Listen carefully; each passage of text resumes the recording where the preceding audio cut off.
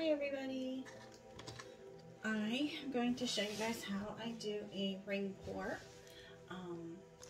But first let me just tell you I'm using just regular old craft paints. It doesn't matter what kind you use, heavy body, medium body, because what we're going to do is we're going to add Floetrol to this paint to thin it out to make the consistency of what is like a melted milkshake. See how that just drips right off the spoon nicely. I personally think a 1 to 4 to 5 ratio is what gets you that nice consistency, and then just a little bit of water will also thin it down to get you that. Okay, so ring pour. A ring pour is going to look like the rings on a tree. Now how we achieve that is how we put the paint in our cup. So I'm going to use a clear cup for example for you guys to be able to see. I poured on this canvas and I didn't like what I had on there, so I scraped it off, and it is dry to the touch. So good thing about acrylic paint is you can scrape it off if you don't like what you're doing. So as you're going to see, I'm going to pour straight down the side of one cup. I'm using colors that a client has requested. And I'm going to keep pouring right in the same spot. And I'll tell you why. I'm going to do a little bit of black. Now when you're using black, be careful because black does take over your painting. I do like to add a little bit of white always to kind of help break up those colors. Got some silver metallic here. And then some cream. So this is an 8x10 canvas. So this uses about an 8-ounce cup of paint. But I'm going to go ahead and layer a little bit more in my cup. Oh, it's better to have too much paint than not enough paint, right? Because you can always tilt it off or make another item. But if you don't have enough, then you have to start all over with mixing. And nobody wants to do that. All right, so let's add a little bit more cream. And let's top it off just a little bit of white. I'll get that right in the center. And a little more purple. Okay, so as you can see, I poured on this side of the cup. And as you can see, it did not mix. See about how it looks like little layers. So what I'm going to do is I'm going to pour on this side. I'm going to make a little spout with my cup. And I'm going to do this gentle stirring motion. Just with my wrist and not my whole arm or my shoulder. So it's just all in the wrist right here. So I am right-handed, so I'm going to pour this way. Hopefully you'll be able to see it. The paint, because it's a full cup, will come out glumpy at first, but that's okay. I'm going to pour right in the middle. And I'm going to start twisting my hand now, ever so slightly.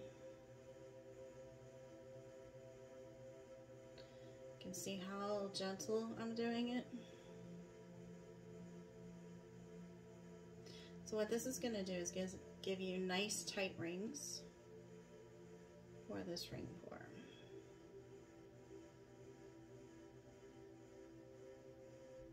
And I'm going to keep going until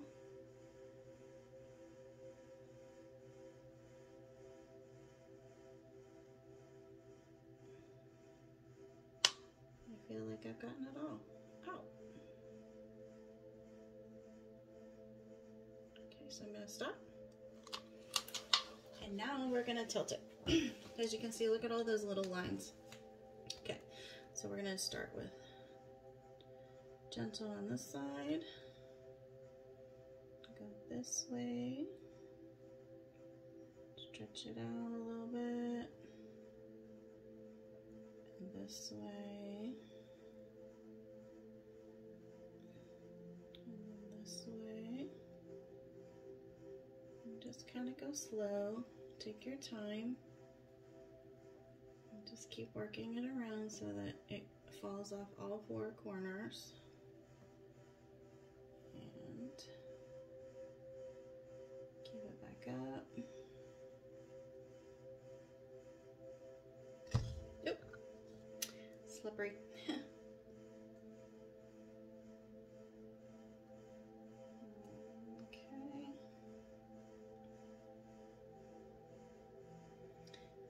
you might have a different method or technique of doing a ring pour, but this is what I found I like to do because I like the way it looks.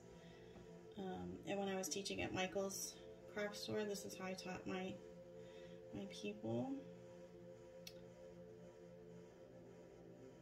I've been paint pouring since probably 2016. Poured probably over 1,000 canvases.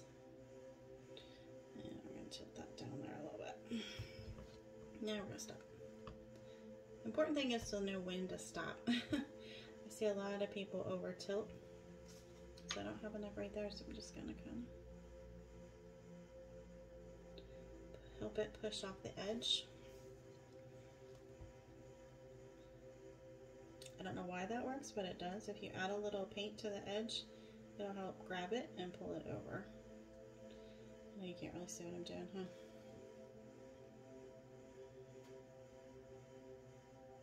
Okay, there we go. All right, y'all, that is a ring pour. Now, I did not add any silicone or anything to my paint. This is just acrylic craft paint and water and Floetrol. So as you can see, I'm getting some little cells happening, which is cool. Very cool.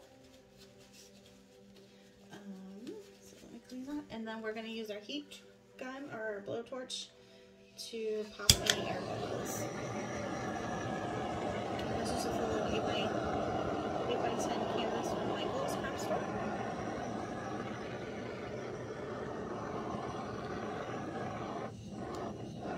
There you go.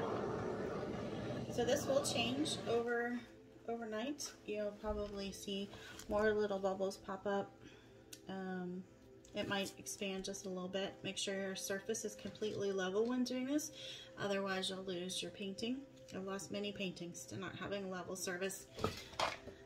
I invested in one of these little guys. They're great. And this is just a little baking cookie sheet with a little cooling rack. And these work really great in keeping your canvas off the paint.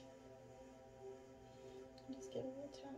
If there's any voids on your side, you can just stick your finger in and just kind of tap it. Or you could, if you don't like the sides showing that, you could come back and paint the sides black or teal or purple or white or whatever color you'd like, so that way you can have like a more finished look. Okay, that's a ring pour. All right, hope you guys have a great day. Bye-bye.